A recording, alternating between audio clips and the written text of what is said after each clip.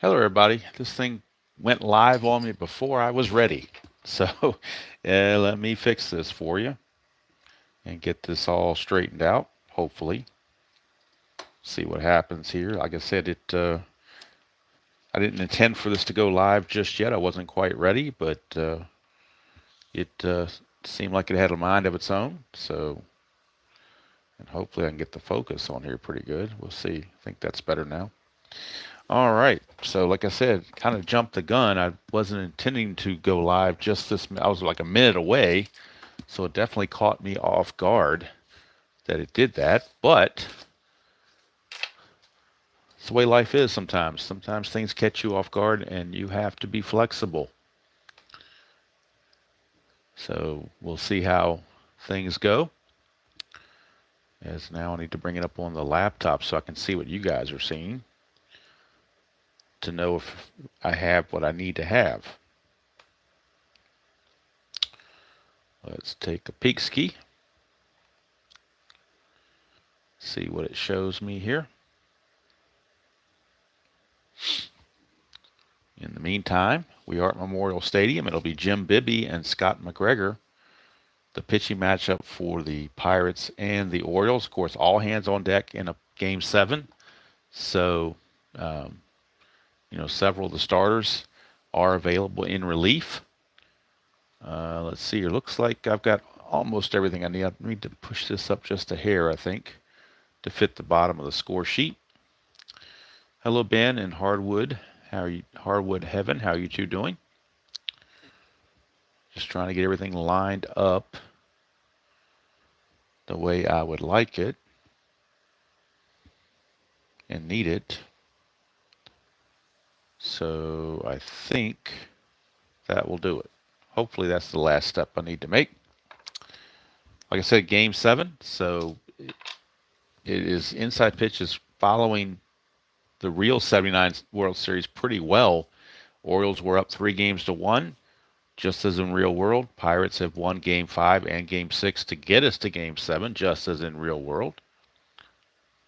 All right, looks like it's squared away about the best I can do with it. Let me pull this down just a hair. And so I think we're going to go with it. Got our dice. I flip-flopped, trying to help the Orioles out a little bit. I flip-flopped the D20 and the 1D6 color. Went from a black D6 and an orange D20 to a orange D6 and a black D20. Not that those things matter, but just for the heck of it. Just decided to do that. Hello, Mr. RJL. And this will be my final inside pitch game for a while. But never fear, because Robert is going to be doing his 1983 season on inside pitch very shortly. I mean, very, very short time. So won't have much time to be without inside pitch if you're an inside pitch fan. We went back to the original chart. Okay, cool. Very good. I like that. There was one thing on there on version 4 where I think I heard you talk about the run rating or the what do you call it? This thing here.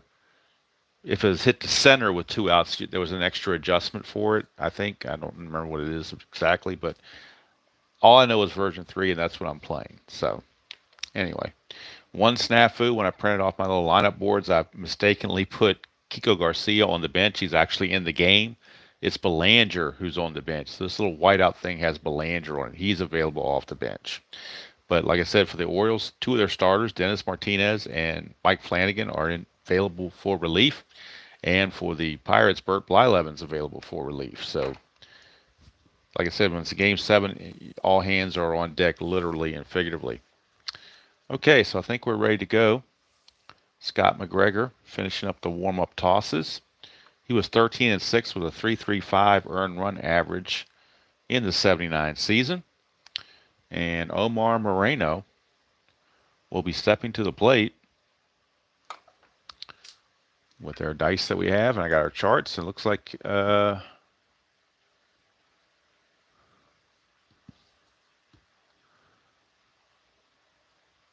haven't printed them, but I did download the version 4 charts for both the regular charts plus the rare play charts. So So I may, if I'm sure I'll play some more inside pitch in the future, maybe a game here or there.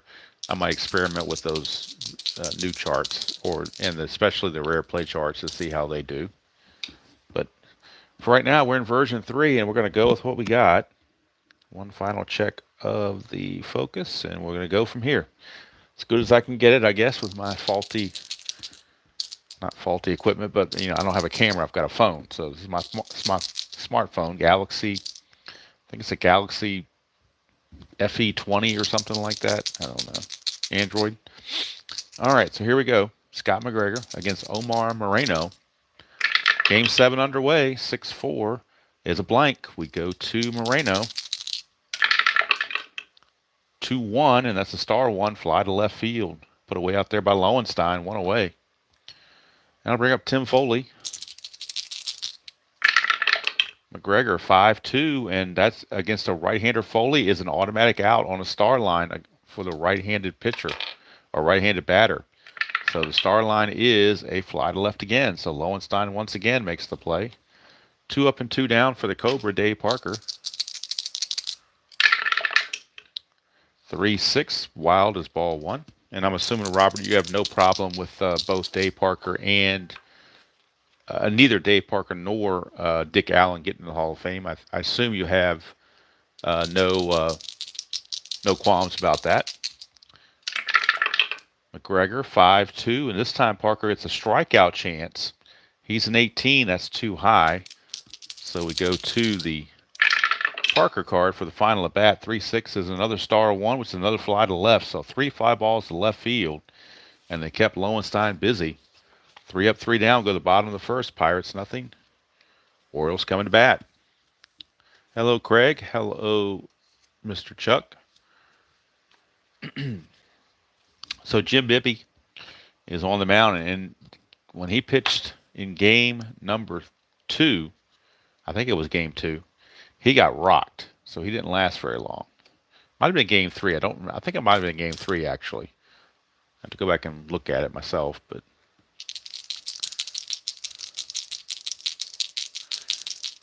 all right, so here we go. Jim Bibby to Al Bumry. 6-6 is a possible error on the very first at bat. Here's Bumry. 5-1. Ground ball to first. We're checking Stargell's error rating. Stargell, his error rating is only a 2, though. That's an 11. So Stargell will field a tough hop and flip to Bibby covering for out number 1. 1 down, and here's Kiko. 5-1. That's an automatic out versus a right-hander, so Jim Bibby will get the automatic out on Kiko, and it will be a fly to center field. Moreno putting that away. 2 down for Ken Singleton. 6-3 is a walk chance. 18, though, is going to be too high. So no walk. Here's Singleton. 6-6 against a right-hander. He's going to fly to left, and that's going to end the inning. So nothing doing for either side here in the top of the first. Nothing doing at all. We go to the second, no score. And we might have another pitching duel like we had in Game 6. You never can tell. Never tell what the dice is going to bring up. All right, it's going to be Bill Robinson, Wilbur Stargell, and Bill Madlock against McGregor. 3-4, and that's a strikeout chance, 10, and he will strike out. So Robinson is out on strikes. 1 down for Pops Stargell. 1-2, that's a walk chance, and Stargell will draw the base on balls.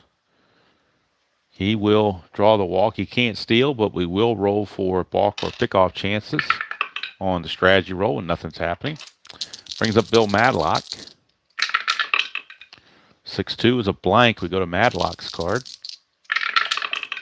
3-3, and that is a star 4, which is a fly to right field. Singleton is there, 2 down. So 2 down with a runner at first. Hello, Marlon. How you doing?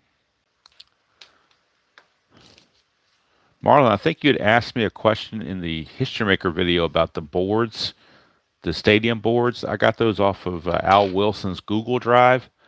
I don't know where I can. I mean, I have them saved as PDFs. I There's a link that I have in my Google Drive that gets to that, but I'm not sure exactly how to get to it generically from the outside. If you really want to know, you might want to go to the Facebook group on History Maker and post a question and see if Al or someone else can give you a direct link to his direct stadium things. So anyway, that's just when I saw your name in there, that's the first thing I thought of there. Hello, Dav. How are you doing?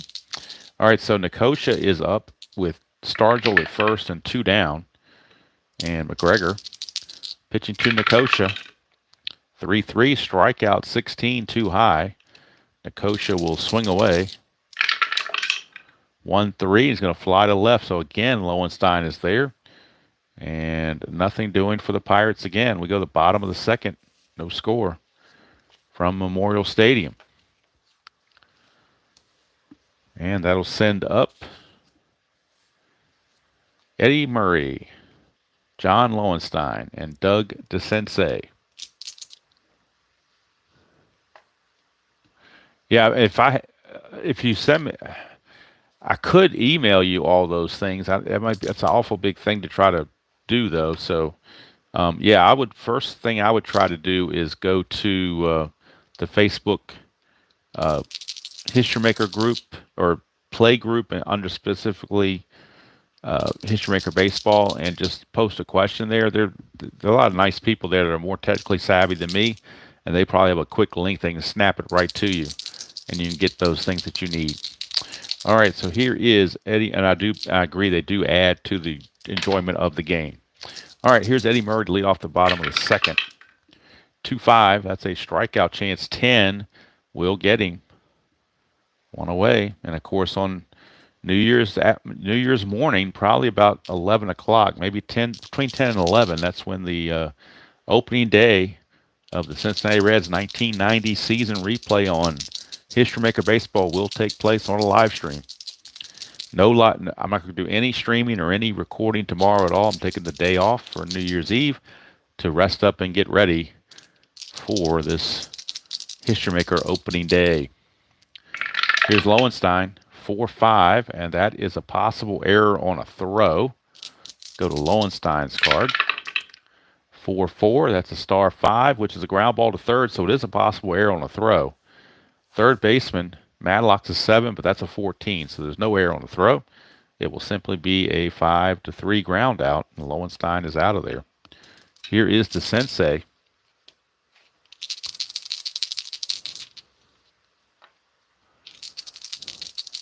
That's cool, Craig. 2002, the Moneyball one is the one I've really been waiting for. I don't know what the time frame is on that one, but that's the one I'm really waiting on. Let's see, 4-3 is a range play at the park.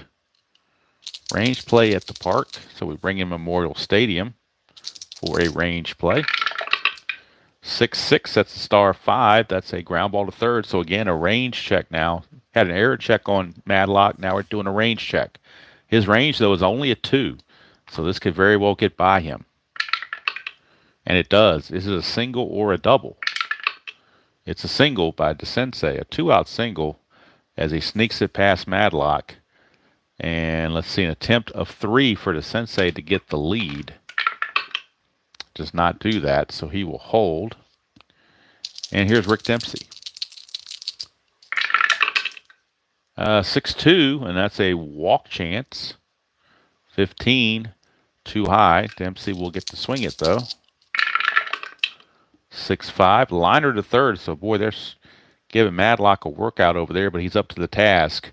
No runs, a hit, no errors, and a man left at the end of 2. No score in this final Game 7 from Memorial Stadium.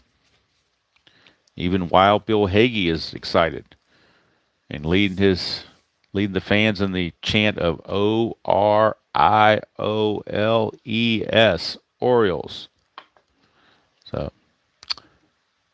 Garner is out to face McGregor. It'll be Garner, Bibby, and Moreno. And if you don't remember Wild Bill Hagee, Google him or look him up on YouTube. He was a wild character. He was a wild one. McGregor, 6'5", strikeout 3, got him. Garner doesn't strike out much, but he did right there. 1 away.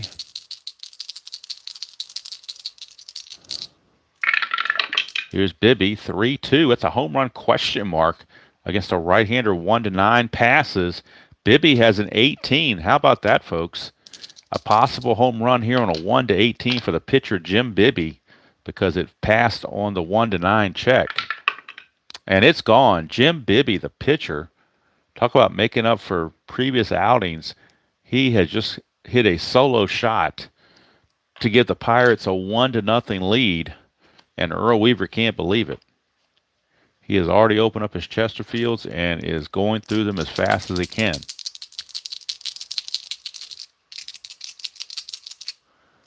Here's McGregor now, 5-5, possible error on a throw. Here's Moreno. Moreno, 1-4. It's a single past second base. So Moreno might be looking to get the lead. He's a 10. -1's a 9. 1-9 to get the lead. He does. He's going to go 16. +3 from McGregor is 19. -2 from Dempsey is 17. 1-17. He steals it. It's a 2. He steals it. Plus it's a possible throwing error on Dempsey. The error rating of Dempsey, if we look at Dempsey's card, his error rating is a 7. So 1-7, and Dempsey will throw this thing away. Nope, it's going to be caught by Kiko Garcia and keeps it in front of him, so he will hold at second base with a stolen base. Hello, World's Worst. How are you? All right, so Moreno, now, if he wants to steal third, it's a 10, -1's a 9, but you cut it in half, makes it 4.5, then you round down to a 4. So 1-4, he could steal third. And he cannot, so he will hold. And here's Tim Foley. 4-5, and that's an automatic out to a right-hander. And the automatic out is a ground ball to short. So 2 down. Now the question is, can Moreno take third? His BR is a 4, so a 1-4, and he will make third base. He does not. He will hold. So he has to hold. And the Cobra, Dave Parker, coming up with a runner in scoring position, a clutch situation. And we'll check the strategy roll again. Nothing happening. McGregor to Parker, 1-3, range play. Go to Parker for the range check. 1-6, single to right field, but it's a chance for Singleton to take that hit away, but he's only a 2. So this could very well drop. And it does. It's a base hit to right field for Parker. This is almost assuredly going to score Moreno without a throw. He is a 4. With 2 outs, it becomes a 5. Singleton's a +1. And then a single to right, you add 1, makes him a 7. So he will score without a throw. And it is 2-0 Pirates on the RBI single from Dave Parker. So Parker is aboard. Now the Oriole bullpen starting to loosen as Dennis Martinez, El Presidente, is in the bullpen, loosening. Right now, strategy roll. Nothing happening. Parker's not going anywhere. Here's Bill Robinson. 1-4. It's a possible error on a ground ball. 5-4, and that is a power result to center field. Against the lefty, goes to 14. That's a 12. That's a home run. You don't have to worry about a range play. It's a home run. Bill Robinson, look at it again, 5-4 is going to be this question mark 8, which is a power result to center field. It goes to 14. That's a 12. 10-14 is a home run. It's a 2-run home run for Bill Robinson. And McGregor might be very well coming out of this game quicker than he certainly thought. It is now 4-0 Pirates. And here comes Willie Stargell. And McGregor is on the ropes, to say the least. 2-6, strikeout 4, got him to get in the inning, but damage is done. 4 runs for the Pirates. They do it on 4 hits. No errors and nobody left. That's it for McGregor. He's scheduled to bat second this inning. He will be pinch hit for, and he has a very, very short outing. Dennis Martinez will come in and start the 3rd inning for the Orioles. Dennis Martinez.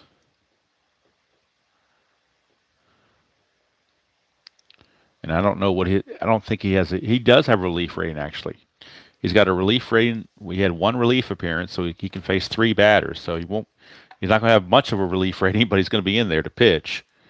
And we go to the bottom of the third. It'll be Dower, a pinch hitter, and then Bumry.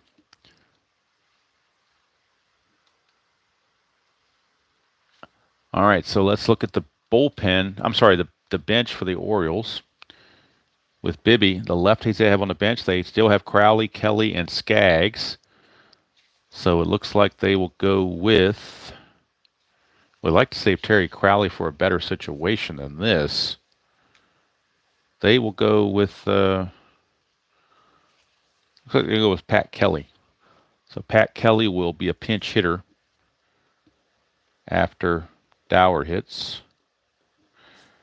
Boy, pinch hitting in the third inning is not what they thought they had going for them. So it'll be Dower. It's going to be Dower, Bumry, and Kelly. I'm sorry, Dower, Kelly, and Bumry. That's the order. Dower, Kelly, and Bumry. So Rich Dower will lead it off. 4-1, and that's a range play. So we go to Dower. 1-4, single to short, but it's a range check for Foley. He's a 4. He could take this away on a 1-4. And he does. So Foley takes that hit away. Dower is retired, and here comes the pinch hitter, Pat Kelly. So Pat Kelly first to be used off the bench by Earl Weaver. 6-4, that's a ballpark card going to Memorial Stadium for Pat Kelly. And he's got great power, so if he finds a home run, it's going to be gone. 6-6, though, it's a star 5, and that's going to be a ground ball to Madlock. And Kelly is retired. So 2 down for Al Bumry. And boy, Jim Bibby's just doing it all. Hitting and pitching. 2-6 is a strikeout plus to Bumry, and he's out of there. So Bibby just doing it all for the Pirates. And they lead it 4-0 after 3. And now Dennis Martinez is going to be your relief pitcher for the Orioles. McGregor is going to go he's going to go 3 innings, rather. Very short outing. 3 innings. He's going to give up 4 hits, 4 runs, all earned. He is going to walk 1 and strike out 3.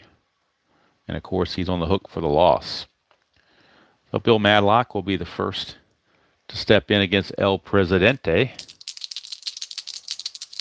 Hello, Doug. How you doing? Legends of the Tabletop. Good to see you.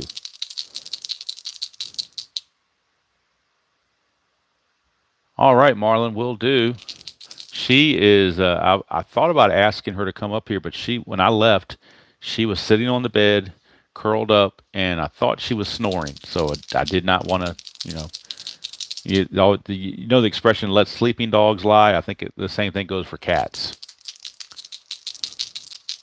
All right, so here is Martinez to Madlock, 5-6 a blank. We go to Madlock. 4-3, and that's a star 6, which is a fly to right. Singleton puts that away, 1 away, and here's Nicosia. 5-2, walk chance, and he got him. All right, no, he walked him, I should say. Nicosia walks at a 9. Stadium takes away 1 for an 8, but the 5 fits. Nicosia has no attempt. Actually, he's got an attempt of 2. Also have chances of pickoffs and whatnot, but nothing's happening. Here's Garner. 5-4, and that is a walk chance. 17 too much. We go to Martinez.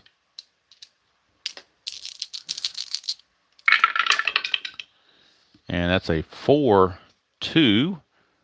And that is going to be a pop-up to short. 2 away. And Jim Bibby is your batter.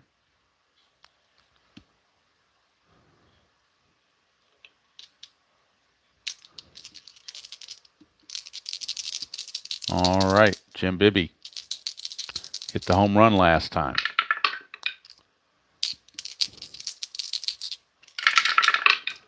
1-4 is a possible error. We go to Bibby. 4-2, and that is a star 2, which is a fly to left.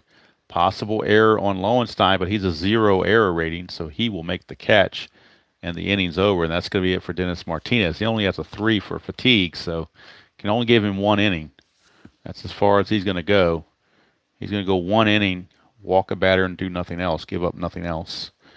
Bottom of the 4th we go, 4-0 still for the Pirates. And for the Orioles, it'll be Garcia, Singleton, and Murray due up against Jim Bibby. And Bibby has been the man in this game.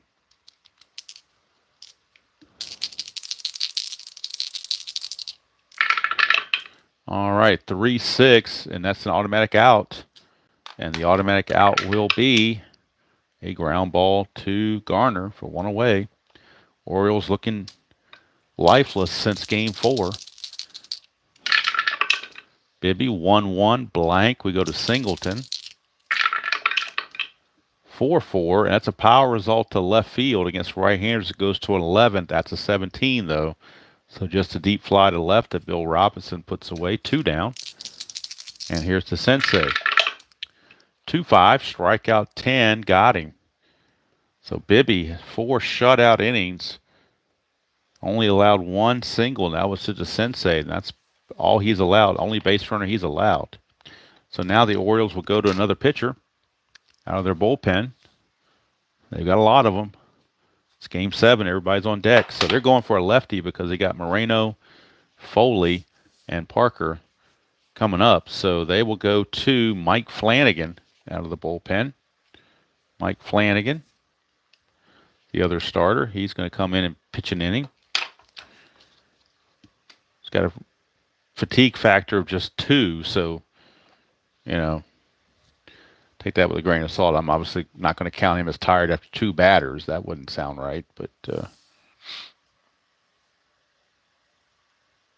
we'll let him pitch the 5th inning. I'm just going to do it that way before he gets tired. All right. Here is Flanagan now to Moreno to lead off the 5th. 3-5, and that's a walk chance. 6 walked him. So a leadoff walk by Flanagan, not what he wanted. Moreno, a 10, -2, 8. 1-8 gets the lead. And he does, so he will look to run again. 16, 19, -2 is a 17. 1-17, he steals it. And he does. Boy, this is the best that Moreno's looked all series. He's gotten on base and stolen 2 bases. So he will be on, and strategy roll again for Foley. Nothing happening. Flanagan to Foley, 1-5. That's a straight-up home run chance. Foley, though, is a 0 home run rating. So he will swing. 4-1. It's a ground ball to second. That will get the runner to Moreno to third base with less than 2 outs. And if he had stolen, it might have been a double play. So steal was big. Now the infield has to come in. Infield has to come in for Dave Parker. Nothing on the strategy. Flanagan, 6-5 is a walk chance. 11, too high. We go to Parker. 2-6 is a double to left field for Parker. Didn't matter where the infield was. Parker just crashes a double. And the Pirates lead at 5-0. And boy, Flanagan's going to have to leave already. He can't even make it through the inning. So Flanagan is out of there. And he only pitches a third of an inning. Gives up a hit and a walk, and so far 1 run. But Parker is his responsibility. But with the righty Robinson coming up, the Orioles will go to their bullpen for a right-hander. And let's see who they're going to go to. They're going to go to right-handed pitcher. Right-handed pitcher Tim Stoddard. So Stoddard is on. Stoddard will do the pitching. Facing Bill Robinson. 20, there's a chance of a pickoff or a pickoff error. And nothing happening. Stoddard to Robinson. 6-6 ballpark card going to Memorial Stadium for the Robinson at bat. 2-6, that's a ground ball to first. So play made by Murray, but going to third is Parker. Now 2 away for Willie Stargell. Nothing happening on the Havoc. 4-3, and that's a walk chance. 7 will walk him. Not the worst thing in the world, because now you get to pitch to Madlock. So at least it's righty on righty. Nothing happening there. Stoddard, 3-1, strikeout, 16, too high. Go to Madlock. 2-4 is going to ground to second. That's going to end the inning. So for the Pirates, are they run on a hit, no errors, and 2 left. Go to the bottom of the 5th. It is 5-0. Close the book on Flanagan. He allows the 1 run. But they're going to need some innings out of Stoddard. Save that bullpen. All right, so Bibby, large and in charge with a 5-0 lead, will be facing Lowenstein, DeSensei, and Dempsey. Hello, Mike. How you doing? Sorry I couldn't give you guys a closer Game 7, but as Robert says, in inside pitch, the game is never over, so don't give up hope yet. Bibby, 6-3 is a walk. 17, too high. Go to Lowenstein. 3-2, it's ground ball to first. Stargell is there. 1 away for Rick Dempsey. Hello, Philip. 6-6 is a possible error. Go to Dempsey. 4-5, that's a star 5, which is a ground ball to third. That's a check on Madlock. He's a 7. That's a 1. It will be an error on Madlock. So Madlock boots at E5. And that puts Dempsey at first base with 1 out. This will be the last inning for strategy rolls unless the Orioles get the game closer. So here's Bibby to Dower. 5-3, and that is a range play. Infield is halfway. Here's Dower. 3-1, that's a ground ball to second. That is Garner. He's a 5, but halfway he becomes a 4. 1-4 for a range play. And he makes the range play. Now it's a double play opportunity. He's a 3. Halfway is a 4. The pivot at short, Foley, is a +1. So 1-5, we got a double play. And we do. It's going to go 4-6-3. Double play to end the inning. And that's it for the Orioles.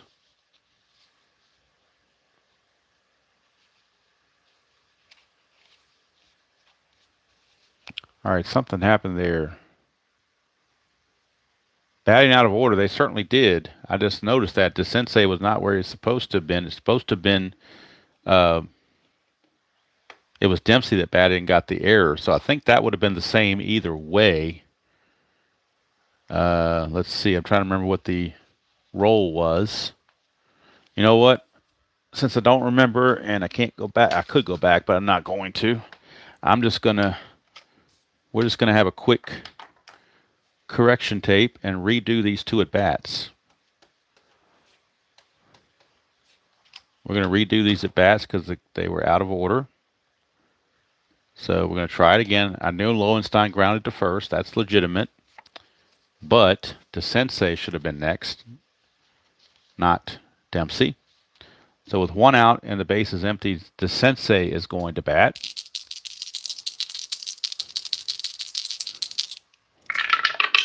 Bibby, 3-6, automatic out on the star line. And that will be a fly to right. Happiest guy in the park is Bill Madlock, who took the error away from him. Here's Dempsey now with 2 outs and the bases empty. 2-2, strikeout 16, too much. We go to Dempsey. 4-4, it's a fly to center. And that's going to do it for the Orioles. So retracking our steps did not help the Orioles one bit. We go to the sixth inning, still 5-0 Pirates. Stoddard in his second and final inning of work will be facing Nicosia, Garner, and Bibby. Orioles only have one hit in the game, so Stoddard 2-3 range play at the park. 1-6, that's a single plus to center field. It's a range check on Bumry. He's a 4. 1-4, he takes the single away. And he does. So Nicosia robbed of a single and a nice running catch by Bumry. 1 away for Phil Garner. 2-5, that's a possible error on a throw. 4-3, and that's a fly to right field. No throw to worry about. 2 down for Bibby, who's already homered in this game. 2-6, possible error. Go to Bibby. 3-4, that is a single defer to the pitcher, but it's not an error check. It's a speed check. So unless this is a 1, he will be thrown out. And he will. So it's going to be thrown out by Stoddard, and that's going to end the inning. So nothing doing for the Pirates in the 6th. That will do it for Stoddard as well. Stoddard will go 2 innings. Actually, I'll take it back. It's going inning and 2/3. Inning and 2/3, a walk and nothing else. And that's it for Stoddard. There'll be Dower, a pinch hitter. And then Bumry. And the pinch hitter will be Lee May. Lee May, a right-hander, will pinch hit for the pitcher. So Lee May will be coming on to pinch hit. And the new pitcher will be Sammy Stewart in the top of the 7th. It'll be Sammy Stewart. So Dower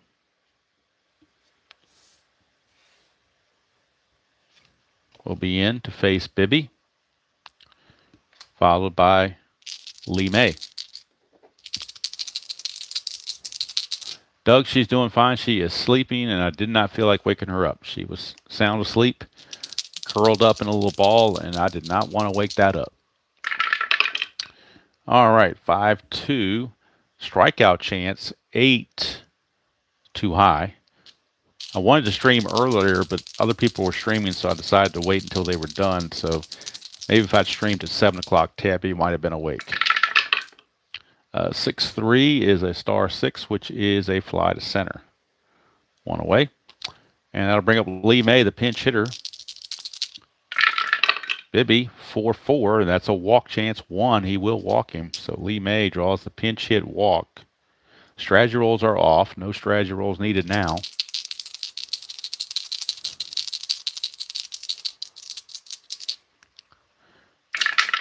Bumry, the batter, 4-4 is a walk chance again, but 19 is too much. Bumry, 5-6, ground ball back to the pitcher, Bibby. Now you lose 1 when it goes back to the pitcher, so he's a 1, but it drops to a 0. The pivot is going to be the shortstop, Bibby, who is a +1. So a 1 is a double play. Anything else is not going to be a double play. That's a 2, so it will not be a double play. It'll be a forced play on Lee May, I believe. Let me check May's running. Yep, it will. So it's a forced play on Lee May. So it's going to go 1-6 for the fielder's choice. Bumry, the new runner, at second with 2 outs, and Kiko Garcia, the batter. 4-2, and that's a strikeout chance. 17 got him. He's a 14. The stadium adds 3, so almost missed that, but they did get him. No runs, no hits, no errors, and a man left. Jim Bibby is throwing a 1-hit shutout through 6 innings, and the Pirates are cruising 5-0. And the Oriole faithful in Memorial Stadium are starting to lose hope. So coming in to pitch for the Orioles, it will be Sammy Stewart. Sammy Stewart. He was 8-5 with a 3.52 ERA in real world.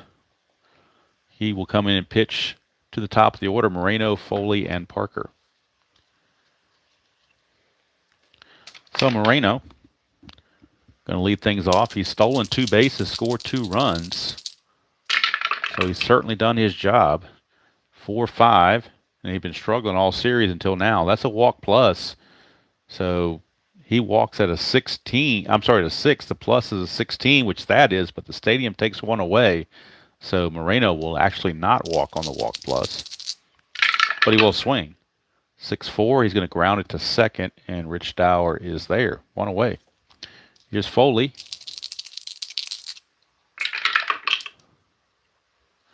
1-2 is a home run question mark. 1-20 it passes. Foley's home run rating, he's got to have a 1. And it's not going to happen, but he will swing. 1-4, it's a star 1, fly to center. Bumry is there, 2 down. That'll bring up Parker. 5-5 blank. We go to Parker's card. He's 2 for 3. 3-4, and that's going to be a ground ball back to Stewart to end the inning.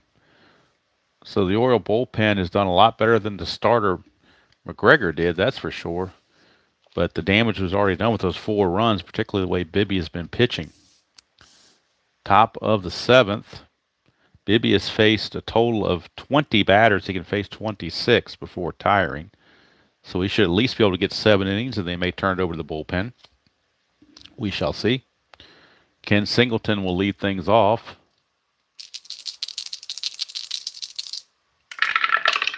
Bibby, 3-1. That's a strikeout. 9 got him.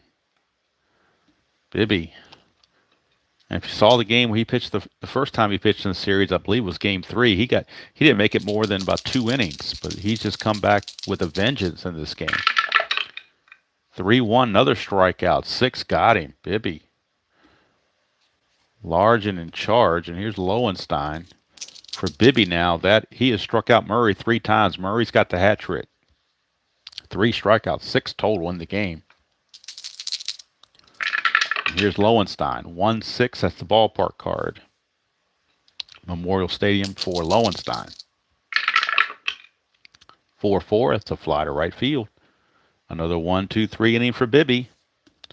7 innings in the books. And it looks gloomy for the Orioles and their fans.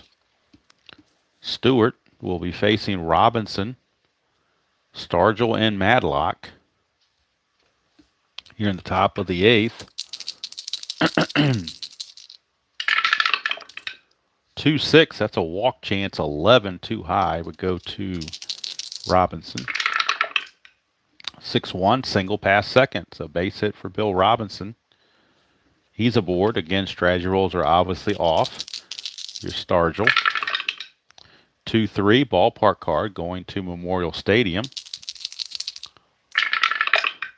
4-2, and that is a star 2, which is a ground ball to second, possible double play. He's a 3. +1 from Stewart is a 4. Halfway is a 5. Pivot at short Garcia is a +1 is a 6. So the only way it's not a double play is if we roll a 6. It's a double play. So it's going to go 4-6-3. Double play. Clears the bases, and here comes Madlock. 5-4. That's a walk plus, and Madlock will draw the base on balls. That'll send up Nicosia. 4-3. That's a strikeout chance. 4 got him. That's going to end the inning. A hit and a man left. That was it. We go to the bottom of the 8th. Still 5-0. Bibby has faced 23 batters. He can face 26, so he's going to start the inning at least. In the bullpen, they do have Enrique Romo if they like, or they have Grant Jackson if they like. Saving to Colby until they really need him.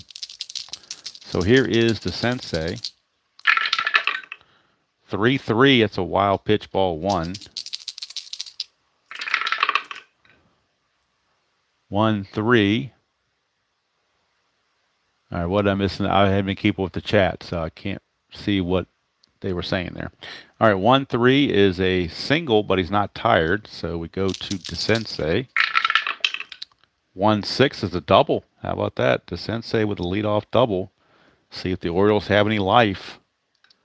And that's it for Stewart. He went his 2 innings. He's going to be pinch hit for because his turn's coming up to bat. So he goes 2 innings, gives up a hit, no runs, a walk, and a strikeout. And probably looking at Don Stanhouse to finish out the game. Dempsey's your scheduled hitter. He will not hit. They will go to the bench in place of Dempsey. And they will go with, let's see who they want to go with here. Skaggs will come in and catch.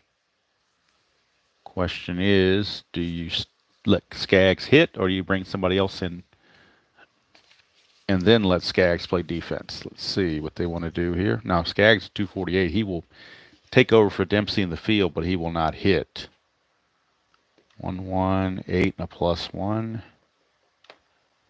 With a 2, and that's Skaggs. So the pinch hitter for Dempsey will be Terry Crowley. So Crowley will pinch hit for Dempsey here in the 8th, and then Skaggs will take over in the 9th as the catcher. DeSensei at second.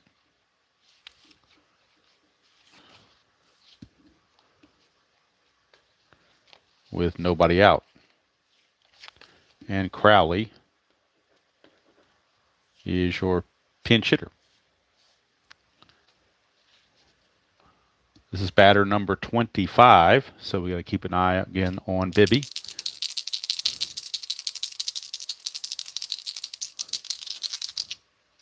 Bibby to Crowley, 6-2 is a walk chance. 16, he walks him. So Crowley is aboard, and I think that's going to do it for Bibby, as he is starting to lose it a bit. But he will leave the game, and the fans will give him a nice ovation. And the Pirates are not going to mess around. They are going straight to Kent DeColvey. But in order to do that, there will be a double switch. So don't look, Robert. It's a double switch. Don't look. Whatever you do, do not look. Do not look. DeColvey will be coming on to pitch. Kent DeColvey. But he is set to bat second next inning, so they're going to double switch. They're going to bring in probably Ed Ott to catch, I think. Let's see here. Or unless they want to do something else. They might want to improve their defense at first base with Stargell. But they don't really have anybody else that's much better than Stargell at first base, so they'll skip that. Check the outfield. What they might want to do in the outfield. Actually, what they're going to do is they're going to bring in Rennie Stennett to play second base and move Garner to third. So Stennett will bat ninth, playing second base. And Madlock will leave the game. So Stennett is a 5-7-0 with a 3. And the pitcher spot to Colby will be coming here. Right in front of Nicosia, but he won't bat for a long time. And we'll look at Madlock's out of the game. And so we look now at Garner. And Garner is at third base is a 4-14. All right, so he will take over at third base. So there are all your double switches. So that means next inning it will be Garner, Stennett, and Moreno in the ninth. But Bibby is done, and Kent DeColvey will be coming on.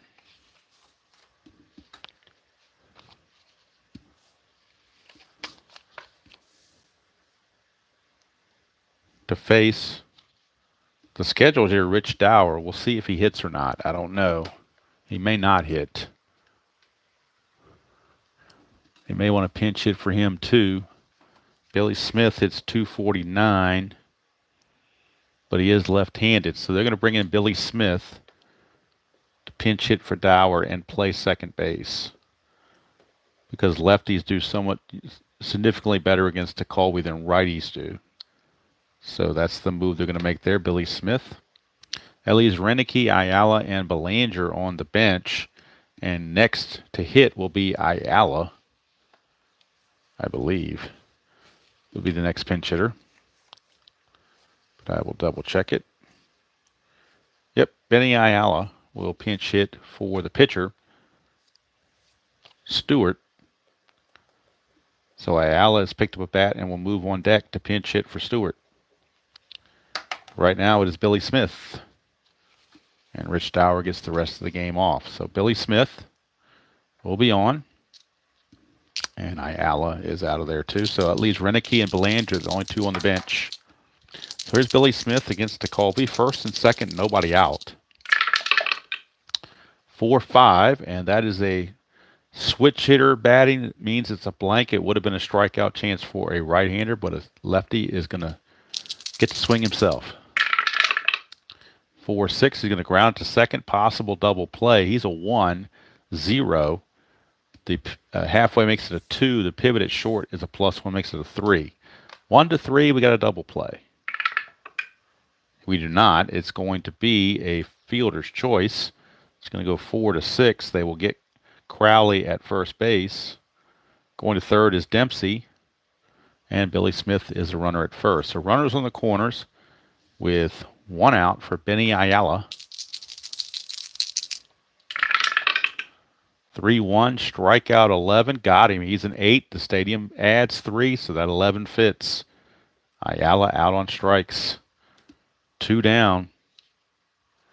And it's going to be Al Bumbry. 2-3. That's a hit by pitch chance. 4. He's a 4, but it's a -2 from Tekulve. He takes that away. Bumbry, 3-4. He's going to single past second base. See if the Orioles get their first run. DeCinces runs at a 2. With 2 outs, he becomes a 3 to score from second on a single past second base. You just need a 2, so he's going to score. That's the first run of the game. Actually, he was already at third. My bad. He was already at third, so of course he's going to score. RBI single from Al Bumbry. That run is charged to Bibby. And let's see, Smith was the runner at first. S4, he's a 3. With 2 outs becomes a 4, so he will make it to third base. So runners are at the corners again. Now it's a 5-1 ball game. Garcia is your scheduled hitter. He's not a very good scheduled hitter. So they could go with Renicky. I think that's what they're going to do. They're going to go with Renicky. Renicky will hit for Garcia. And that means Belanger will take over defensively at short. And the Orioles have used everybody off that bench. Their entire bench is gone. Entire bench is gone. So Belanger will take over at short. But the pinch hitter will be Gary Renicky. And he's got the pop. He could make this a one-run game very quickly. Gary Renicky. So Renicky's your pinch hitter. And Belanger is your new shortstop in the 9th. And he's a 4-3-0. All right, so here it goes. Tekulve. And he is susceptible to the long ball. 5-4 is a walk plus to a lefty, but a right-hander, it's a blank. Go to Renicky. 4-1. He's going to line it right to third base, and right there waiting for it is Phil Garner. And that's going to end the inning. So the Orioles do all that and only get a run out of it. That run is charged to Bibby. So we can close the book on Bibby. Bibby's going to go 7+.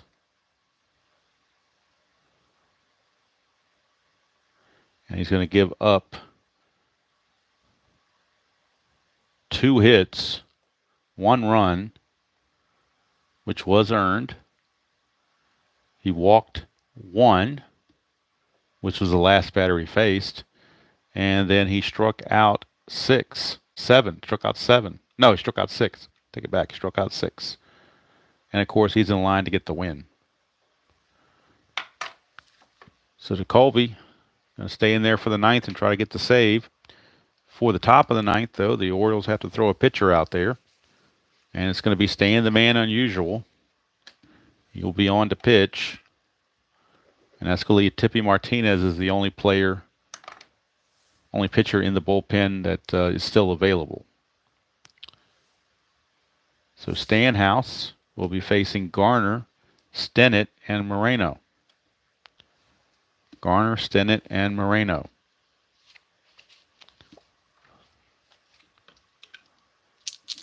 Top of the ninth, 5-1 Pirates. 2-1, and that's going to be an automatic out on the star line. And that will be a fly to right field, one away. Here's Stennett, his first at bat. He's in there for his defense. 2-3 is a pitcher result. 1-7, he's going to be out. That's a 6. He is going to be out. And it's going to be a ground ball to third. The Sensei is there, 2 down. Here's Moreno. 2-2, that's a ballpark card going back to Memorial Stadium for the at-bat of Moreno. 6-1 is another rare play. Had a couple of those in Game 6. The first one here in Game 7 comes in the ninth inning with the bases empty. Rare play. 52 rare play. Slow roller to first who bobbles. Check for an error that he boots the ball, then throws wild for a possible second error. So resolved by rolling against the first baseman error rating once for each error chance. So Eddie Murray's got to escape 2 error possibilities. Eddie Murray's error rating is a 4. So we got to roll twice and make sure we don't get a 4 or less. This is for the bobble. There is no bobble. This is for the throw. That's an error on the throw. So lo and behold, it's an E3 on the throw for Eddie Murray as he bobbles the ball. Or not bobbles it, but he throws it away, I should say. He passed the bobble check, but did not pass the throwing error check. So Moreno will reach, but strategy rolls are off, so there won't be any stolen base attempts. We'll just go straight to Tim Foley. 2 outs and a runner at first. Stanhouse, 2-1. And against a righty, that's an automatic out. And it will be a fly to center to end the inning. Nothing doing there for the Pirates. Stanhouse is going to go 1 inning. Give up nothing. And we go to the bottom of the ninth. Last chance for the Orioles. And it will be Singleton, Murray, Lowenstein, and DeSensei, the first 4 that are due up for the Orioles against DeColby. Now, DeColby has pitched, can face 6 batters before he tires. He has already faced 4, so he's going to try to finish this game with fatigue. So in case he hits a fatigue roll, they do have Grant Jackson in the bullpen waiting and light tossing just in case. So we got to keep an eye and make sure DeColby does not hit his fatigue factor. 3-2 against Singleton. Switch hitter is a blank. We go to Singleton. 4-1, pops it up to short. Tim Foley is there, 1 away. Here's Eddie Murray. And the fans have already started to file out of Memorial Stadium, seeing the inevitable happen. DeColby, 6-1 range play. We go to Murray for the range check. 1-2, that's a power result to center field. Goes to 11, that's a 20. It's a fly out to center field because he failed the power result, but it is a range check in center field. Moreno's a 4. And Moreno cannot get it, so that means it's possibly a double. Nope, just a single. So it's a single for Eddie Murray on a failed range check. And that will bring up Lowenstein. DeColby, 3-4. And that is a blank on Lowenstein, on the 3-4 card. It will go to Lowenstein. 5-1. Liner to first. This could be a double play to end the game. with a runner on first and a line out to first. Run on first, line out to first, a 1-4, and we have a game-ending double play. And there you have it right there. Stargell snags it, steps on the bag. Murray caught flat-footed, and the ball game is over. And the series is over. The Pittsburgh Pirates defeat the Baltimore Orioles by the score of 5-1 as the Pirates are mobbing the field. And the chimes of "We Are Family" are playing in the background over the Memorial Stadium loudspeaker, much to the chagrin of Earl Weaver and the rest of the Orioles. But somebody from Pittsburgh got into the sound system and is doing the "We Are Family." Here is Bibby, the save to DeColvey. DeColvey goes 2 innings, and let's see what he does. He's going to give up 2 hits, no runs, struck out 1, didn't walk anybody. So, line score. Let's see how many errors were in the game for the Orioles. They had at least 1 here with Murray. Thought there were 2, maybe not. Nope, that looked like the only error was the E3. So 1 error on the Orioles, none on the Pirates. The hits, the Orioles, hit-wise,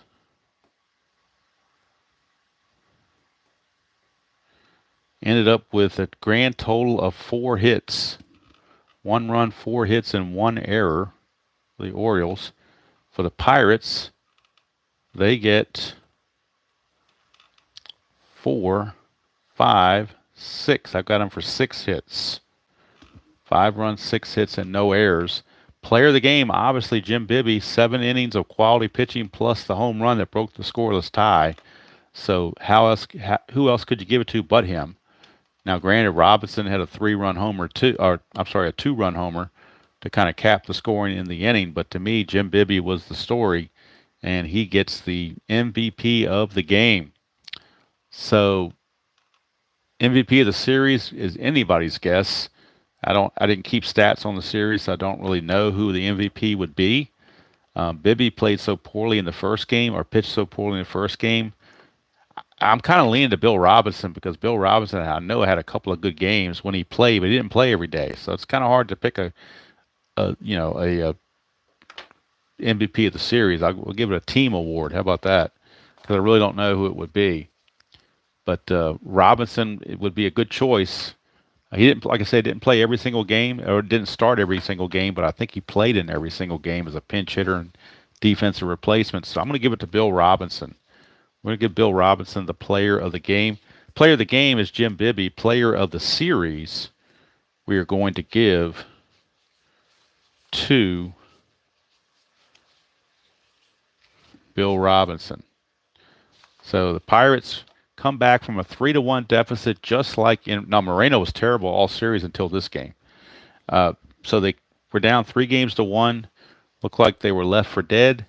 And just like in real life, they come back and win the next 3 and take the series 4-3 as the Oriole bats went silent for the last 3 games of that series. So as I pull up my older score sheets from the previous couple of games, Orioles scored 1 run in Game 6, and they scored 1 run in game. Let's see, what game was this? Let's see here. What was the other game that they played?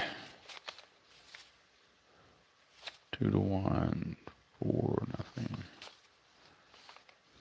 Yeah, I mean the other than the game they won 5-2 that Dennis Martinez pitched, they scored no runs, 1 run, and 1 run. I mean, they were just, and then 1 run again. So the bats for the Orioles just went silent.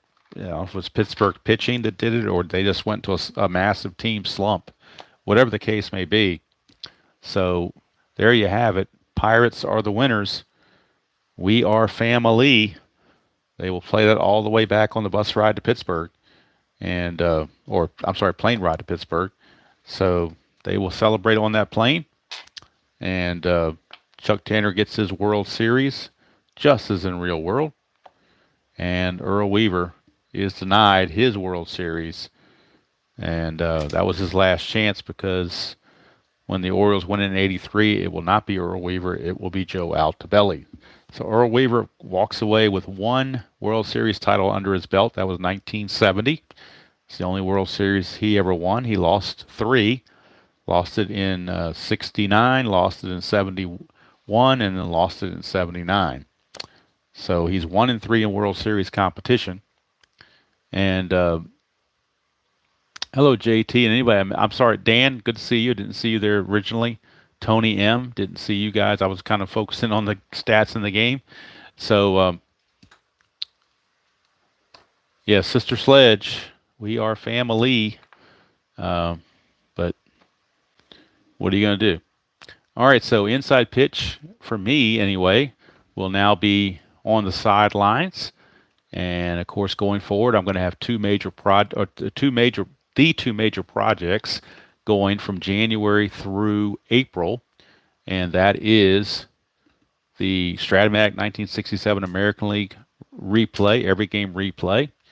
That's going to be continuing, of course, and starting New Year's Day. It's either going to be 10 or 11 or sometime in there in the morning, New Year's Day, opening game of the History Maker Baseball 1990 Cincinnati Reds every game playthrough. I'm going to let the system dictate everything. If injuries happen, I'm going to try to stay as true to as-played lineups as I can, but if injuries or other roles come up that dictate otherwise, then I'll let the game dictate the flow where the Reds go. Because I really want to see the game in action with the game day chart every single day and see what happens. And don't forget, 1983, Al Red Sox. Thank you. Thank you there, Al. I didn't see you. I don't know if you came in just now or whether you've been there a while. Don't know, but We Are Family was the winner of the World Series.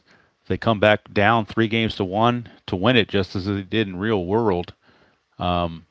I didn't catch your chat, Al, on Saturday night because it was up so late, but I did watch the replay, and I did enjoy some of the comments, particularly about the way baseball is with the shift and ghost runners and all that stuff. So that was really interesting chatter on that. Unfortunately, that was past my bedtime. Oh, there you go. Thank you. Appreciate that. But yeah, when you came on at like 1 a.m. or something, I was already sound asleep. Tabby was already sound asleep. So, what are you going to do? So January 6th, mark it on your calendar. January 6th, opening day.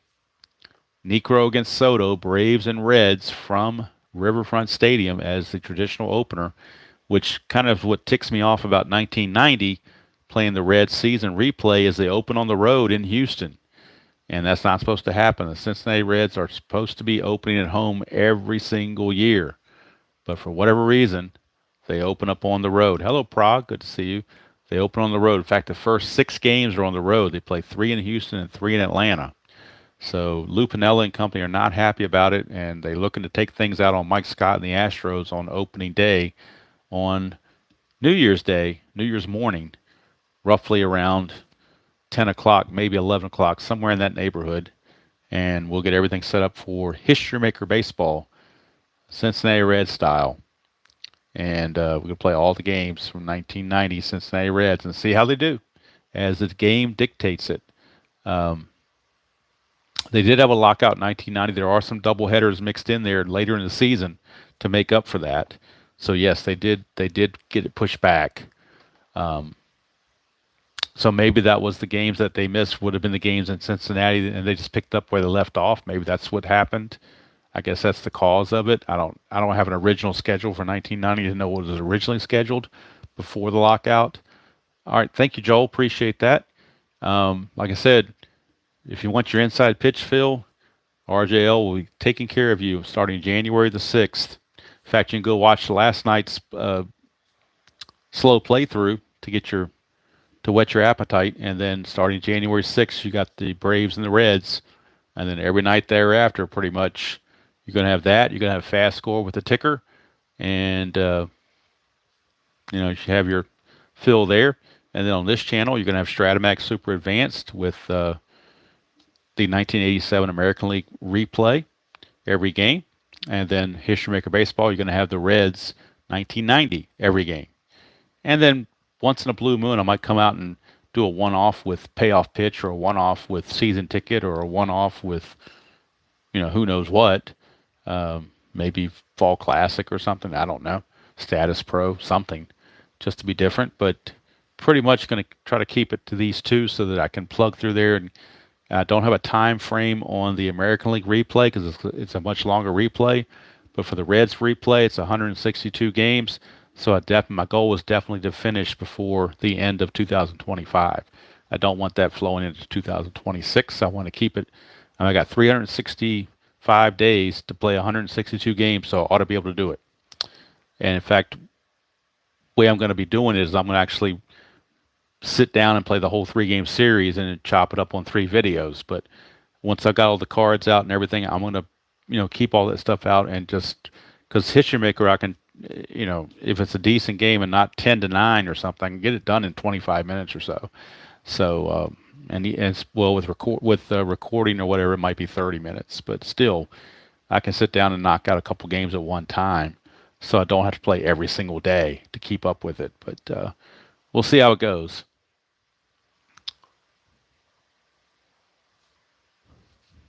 I don't know anything about Here's the Pitch. I think I've seen somebody look at it or play it one time, but I've got so many games I've played so far. I'm already running rules into rules from one game to the next. So I think I'm good with about the 8 or 9 baseball games I already have.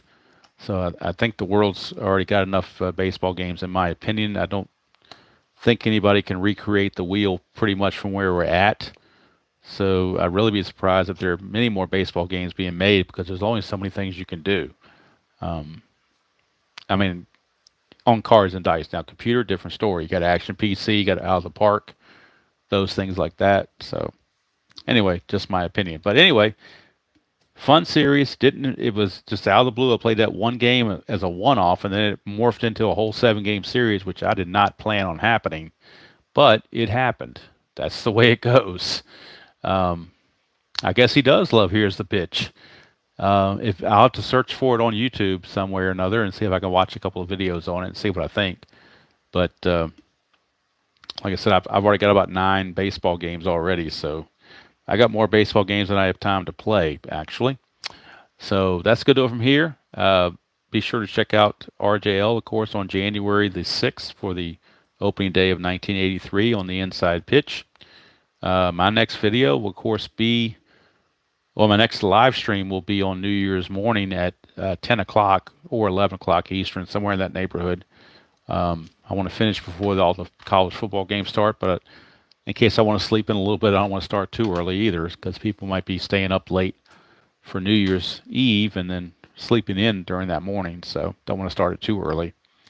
And so I probably won't have anything on YouTube at all tomorrow. Probably just make it a quiet day and just rest and relax and get ready for opening day 1990. So appreciate all you folks spending part of your Monday evening with me, and hope you enjoyed this presentation of Inside Pitch. Whether you're a Oriole fan or a Pirate fan, it was an exciting 7-game series, and Inside Pitch followed along with real life. Pirates down 3-1 in the series, come back and win the last 3 to take it, and take the title just as they did in real life. So that's going to do it from here. Again, hope you all have a wonderful Monday evening. And until next time, enjoy playing whatever game you choose to play, even if it's Here's the Pitch, and however you like to play it. And I will see you all down the road.